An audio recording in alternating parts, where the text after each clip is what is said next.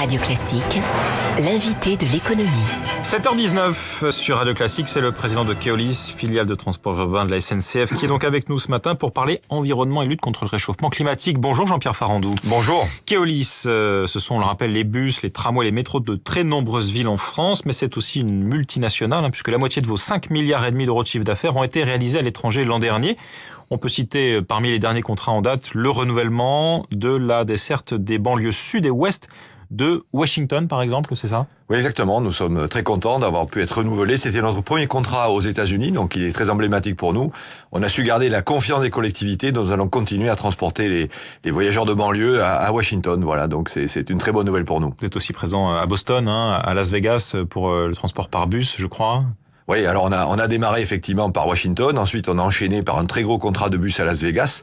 Donc c'est Keolis qui dessert les casinos, si jamais vous allez jouer à Las Vegas, peut-être vous prendrez nos véhicules. Peut-être un jour. Et Boston, c'est du train aussi, voilà, donc c'est très très gros réseau de banlieue à Boston. Donc Keolis, opérateur de transport urbain, ça ne concerne donc pas la voiture, ce sont des transports écolos. Et hier, François Hollande a donné le coup d'envoi de la mobilisation en France en vue de cette grande conférence sur le climat qui se tiendra en décembre à Paris. En quoi Keolis, en tant qu'entreprise, peut s'engager dans la lutte contre le réchauffement climatique ?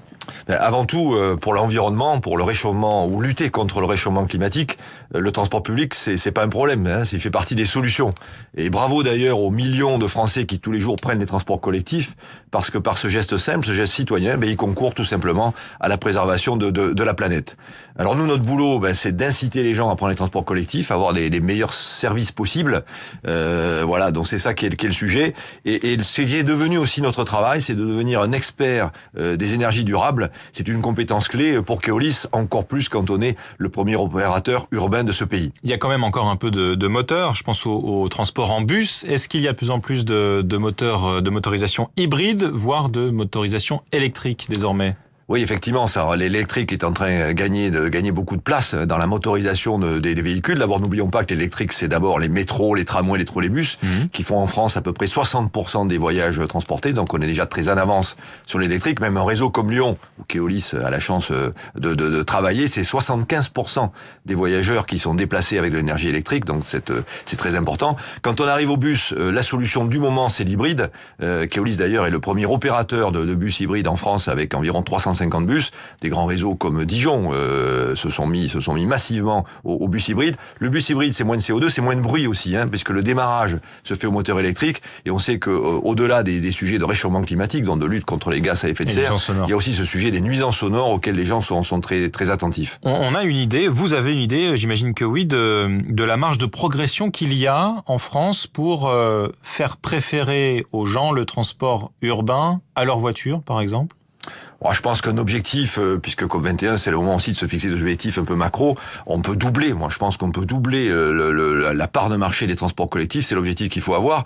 Je crois d'ailleurs, au-delà des seuls transports, c'est toutes les mobilités douces. Je crois qu'il faut aussi beaucoup inciter les gens à prendre le vélo, à marcher à pied. Enfin, c'est vraiment désapprendre à systématiquement utiliser une voiture particulière pour profiter de toutes les solutions de mobilité. Les mobilités partagées d'ailleurs, au-delà des bus, etc. Je crois que tout ce qui est covoiturage, autopartage, doit faire vraiment partie de la panoplie des déplacements de citoyens mobilisés pour le développement durable. Alors, le problème, Jean-Pierre Farandou, c'est qu'aujourd'hui, les collectivités se plaignent d'avoir moins d'argent. On a vu les dotations de l'État qui vont baisser ces prochaines années pour faire baisser le déficit global de la France. Est-ce que ça n'est pas paradoxal à l'heure où on demande justement des efforts en termes de lutte contre le réchauffement climatique ? Je crois qu'il y a un sujet, vous savez, c'est la différence entre les paroles et les actes. Je crois que tout le monde en France, toute la classe politique est largement en faveur de la mobilité durable. Bon, la profession, qu'on soit les collectivités qui financent les investissements ou les opérateurs qui employons les salariés, développons les méthodes, on voudrait des gestes et des signaux positifs. C'est vrai qu'on a eu une accumulation de mauvaises nouvelles. Je crois que la plus emblématique, c'est la hausse de la TVA, puisqu'elle a évolué 2 fois. Une première fois de 5 à 7%, puis de 7 à 10%. Moi, je suis aussi par ailleurs président de l'Union des transports publics et au nom de toute la profession, je voudrais bien que le gouvernement pose un acte fort, inspiré par l'esprit de COP21 et reviennent en arrière sur le taux de TVA. Pour subventionner finalement le transport urbain, c'est ça? Pour permettre effectivement aux collectivités de poursuivre ce qu'ils ont fait depuis une dizaine d'années, c'est-à-dire améliorer considérablement l'offre de transport, puisque tout part de là. Il faut vraiment convaincre les gens de laisser la voiture. Pour les convaincre, il faut avoir une bonne offre. Voilà, donc tout signal économique positif qui montrera que le gouvernement nous aide et aide tous les acteurs à développer le transport public sera le bienvenu, et espérons que COP21 en sera l'occasion. Vous sentez, vous, en tant qu'opérateur de transport, Keolis, qu'il y a eu un frein, une réduction des projets d'investissement dans de nouvelles lignes de tramway, de bus dans les collectivités aujourd'hui? Il y a beaucoup de questions en ce moment dans les collectivités qui bouclent tout leur budget 2016. C'est pas facile. On a même certaines villes qui réfléchissent ou qui vont décider des ajustements de l'offre. Voilà, dont la situation est sérieuse. Les grands projets de type tramway, etc. sont un peu au ralenti.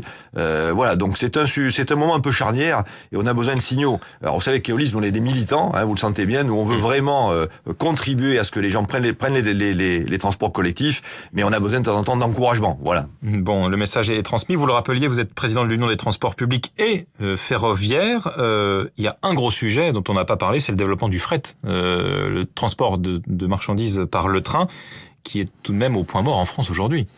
Alors c'est un sujet difficile parce qu'on sait que notre pays se prête moins bien que d'autres au transport de fret. Je pense à l'Allemagne, on a une industrie lourde qui est moins présente sur le territoire. On n'a pas les grands ports que peuvent avoir nos amis allemands ou néerlandais. Donc on a déjà une situation industrielle et économique qui est moins favorable au transport massif, puisque le train est particulièrement bien adapté au transport massif. Le vrai sujet en France, c'est que les trains de fret arrivent à avoir des passages sur les voies les plus simples possibles. Aujourd'hui, ils sont beaucoup gênés par des travaux. Les travaux, il faut les faire, mais il faut peut-être regarder quel est le bon équilibre entre les travaux sur le réseau, les trains de voyageurs qui se développent, mais aussi donner une espèce de priorité aux trains de fret.